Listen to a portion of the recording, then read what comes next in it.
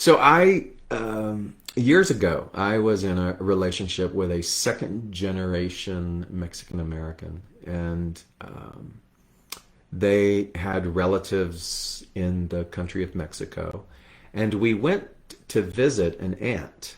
And I remember we traveled to Corpus Christi and we crossed the border over into an area called Matamoros and went to a little cafe. And there in walked this little tiny Mexican woman, and her name was Tia Alma.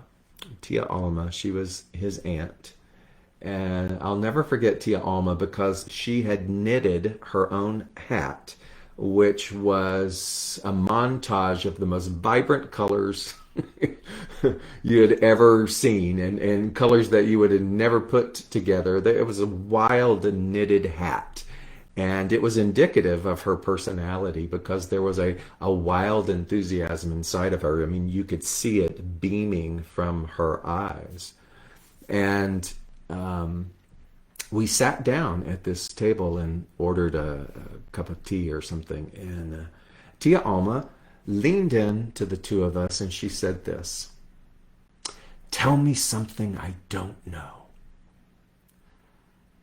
And I will never forget that moment because I was so impressed by this tiny elder woman who still had a curiosity for life. Tell me something I don't know. And I want you to reference that moment in this way. How many moments do we experience in a day? How many moments do we experience in all of the cumulative years that we have been on the planet? And yet that moment still rings vibrant in my memory field because I was just so in awe of that eagerness, that willingness, that vibrancy, that wild, abandoned curiosity that still existed in this woman who I later came to understand had led quite a difficult life. There was much suffering, there was much loss, everything that you can imagine that goes on in the framework of being in this human experience.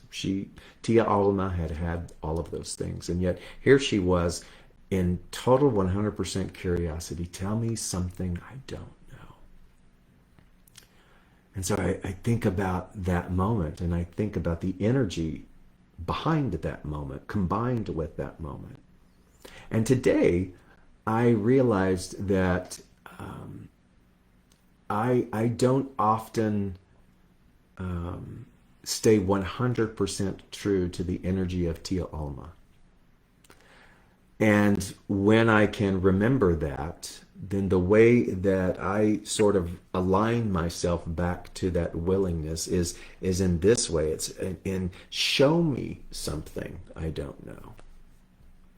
Because as I have evolved and I have been in the position of being quote, quote, teacher or spiritual leader, those are just titles really, that telling people something that they don't know is a very small window of opportunity with regards to our evolution or our growth.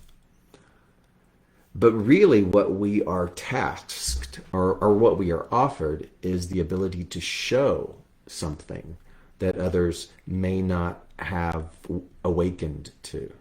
Show me something that I don't know.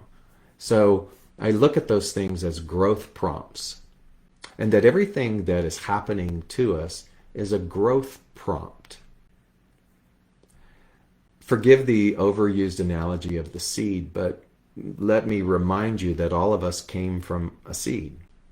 And if the seed that is the tree, for example, was opposed or inconvenienced by the growth prompt, and it said, you know what, I just don't want to do that. I just want to nestle in the warmth of being this seed.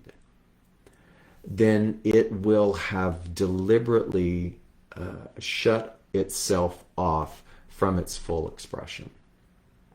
Because innately, inherently, it is designed for more. There's that word, more. It is designed for an everlasting evolutionary process. And so it isn't just a seed. And then the seed isn't just the sprout. And then the sprout isn't just the sprout. It is something more than that. And eventually it becomes this tree. And even that is not its finality. Because dependent upon what happens to the wood of that particular tree, it lives on in yet more generational energy. And we are the same way. And so each thing that is taking place from the genesis of the seed to its nature of the expression of the tree to whatever befalls it afterwards is all a part of a cyclical growth prompt. And so each of us are in that same cycle of growth prompt. And what I have observed is that it becomes painful in this process when we want to cease the growth, when we don't want to be interested in being shown something that we don't know. And I realize that we all have to start with telling others something that they don't know, but it's more effective to be shown something that we don't know. Because in the telling, it only goes so far, because the telling will do nothing to embody the process of the growth. So whatever it is that you and I read in a book, that thing that we read in the book is not going to be the answer. It's going to be a growth prompt. And we either get to lean into the prompt or not. And so you start to see how accustomed we become to wanting to keep things as they are, when in actuality, we are a part of an infinite intelligence that is constantly giving us a growth prompt. Constantly giving us a growth prompt. So I speak from experience this week, because there's been a lot of frustration and human stuff that have come up, and I have caught myself saying, I wish it would just stay this way. Or I wish I could just return to.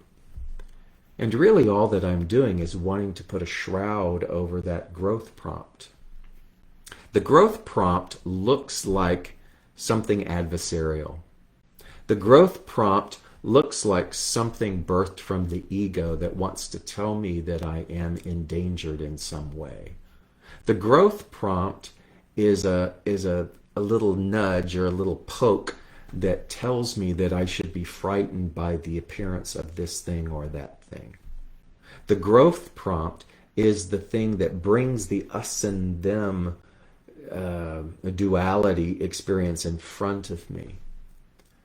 And so if I want all of that to go away, then I am missing out on the natural evolution of what it is that I am here to experience. And so Tia Alma must have known that by saying, tell me something that I don't know, show me something that I don't know, that there was a natural order to things, that her lifelong journey of pain and loss was not to be a period, but to be a comma, as she began to explore what her purpose was. And that this wild abandon that existed inside of her was fed by her willingness to be open, not to try to run away and secure herself or lock herself away from something, but to turn and to face those things that were seemingly adversarial and to see them for the beauty that they were as this growth prompt. So what am I saying? We toss around spiritual truths that say God is all that there is, that love is the only thing. But it means nothing if all that we're doing with that is reading it from a book. It means nothing until you and I then show up and say, show me something that I don't know. Show me some level of ignorance, show me some level of bias, show me some level of fear that I am not aware of, so that I may participate fully in this growth prompt, so that I'm not living or cultivating or practicing or building infrastructure of prevention energy, but that I am continuously evolving. And so all of the things that we are trying to quiet, all of the things that we are labeling in our dictionary of division, are all actually things that are calling us more closer to the realization of God.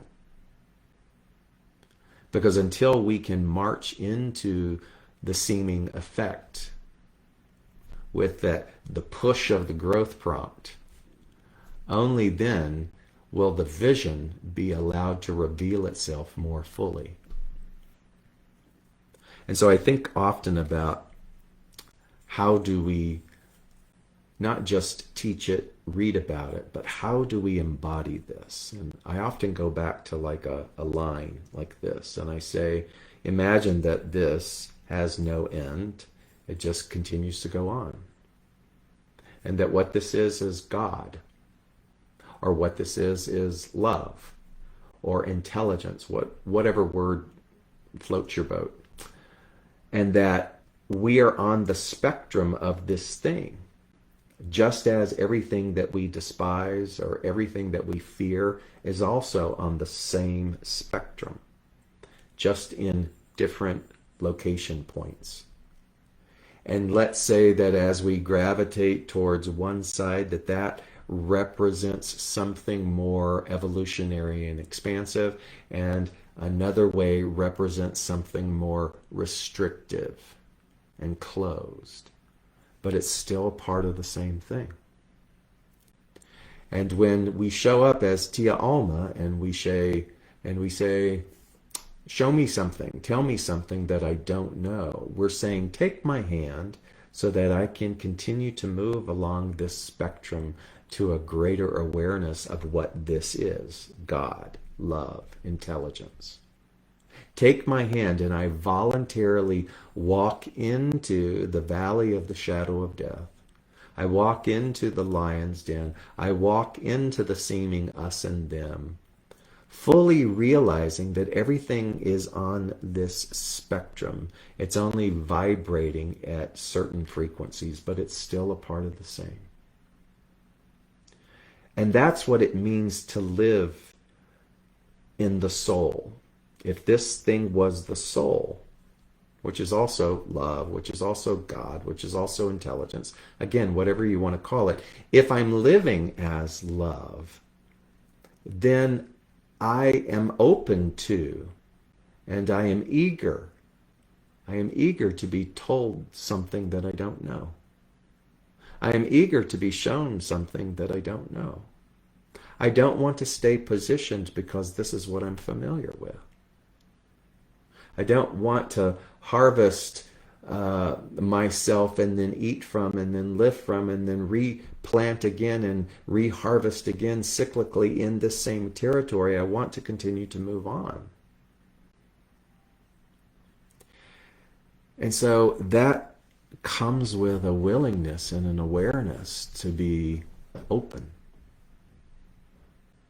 to notice all of the fear, to notice the seduction of the us and them. So I am in the process of writing a book about non-duality, which is really kind of what this is. Non-duality to me is understanding that there is only one thing. There's only one organism, and that we are all a part of that same organism, and that somehow we have wound up in an incarnation as a human, and we are going through this curriculum, and the main aim of this journey is to remember that we're all one. And the best way in which we learn that is through the seeming dichotomy, the paradox, the oppositional energies that are presented to us. So we don't just know it intellectually, but we uncover it and we embody it through experience. And it's funny how difficult this process of writing has been. Some of you are supporters of me on my Patreon page, patrons of this process, and I find myself sometimes embarrassed because I feel like I should have delivered more to you in the evolution of this year as the writer of this supposed book. But what has happened during this year is exactly everything that I'm talking to you this morning. I had to come to a realization that if I'm going to write about non-duality, if I'm going to write about the perfect patterning, if I'm going to write about God is all that there is, then I had to be shown something that I didn't know. I had to have my blind spots sort of highlighted in Technicolor. I had to have some really painful experiences surface in order to make sure that whatever words I was trying to craft came from something of integrity and not just intellectual pablum and not just regurgitation of what other people have said before me. And so I have started and stopped. I have started and I have deleted, and I have started and I have become inspired by, and then realized that those things too weren't as effective as they could be. And that's the beauty and the madness of the process of creativity. And I'm still hanging in there. And I still love the title of the book, by the way, which is Joy, Pain, and Other Synonyms. I love that title. The title keeps me going because it reminds me that it's all the same thing. And I find it fascinating that you and I live in an era where division seems to be something so beyond comprehension that promotes sadness and despair and a greater conviction in the reality of the us and them. And I go, wow, what a time to try to attempt to write a book about non-duality. And so as I shift my prayer, my daily prayer, to show me something that I don't know, I realize the potency of that prayer. I realize the potency of the human experience to deliver exactly that to the most sincere student. And so I want to, I don't know, is it a challenge? I want to challenge you, perhaps, to utter that prayer, to be like Tia Alma and to walk into the altar of receptivity and to say, tell me something that I don't know. Show me something that I don't know.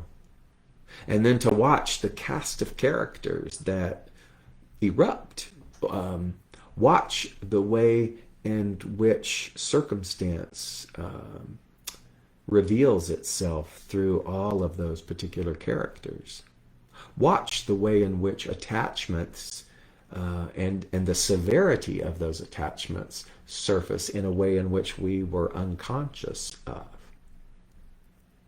And realize that everything that is happening is a prompt for growth. It's a beautiful part, a necessary part for what it is that we are praying for. So it isn't that words are powerful necessarily, but it's that the intent behind the words, the feeling, the energy of those words are powerful. And we all carry around an energy of and a desire of the more. And there's nothing wrong with that. In fact, it's natural. The inner propulsion for more is a growth prompt. Desire. Desire has gotten a bad rap in certain theological pathways. But when you look at desire just at its pure essence, it's a growth prompt. It's pulling us towards a greater embodiment on the spectrum of infinity. And so even something as pure as desire can then get clouded by the ego. And that desire can actually be to keep things as it were. That desire can actually be shrouded in fear. I have a desire for this particular event to turn out this way. But the real desire that I'm talking about, the one that's pure, that's a part of the inner propulsion, is the desire that shows up and says, show me something that I don't know. Tell me something that I don't know. I am listening.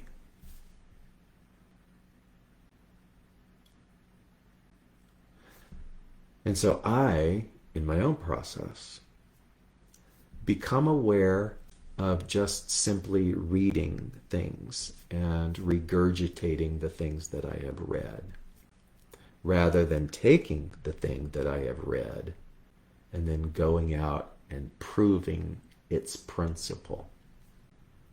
I am aware of the temptation of listening to someone talk and then adopting that as gospel, rather than taking what it is that I have heard and then walking into the field of human experience and doing whatever is necessary to embody it.